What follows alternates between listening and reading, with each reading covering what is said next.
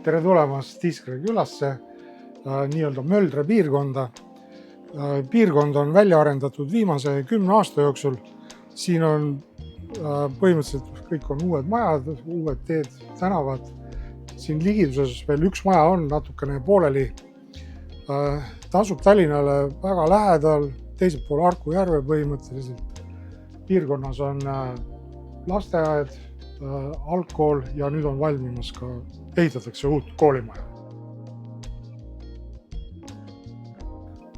Maja sai valmis 2021, korter võeti kasutusele aprillikuus.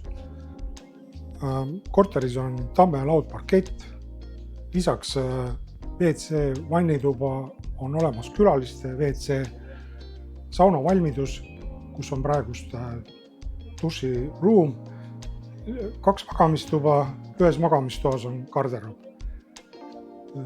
Kulud on normaalsed, siin on päikesepaneelid,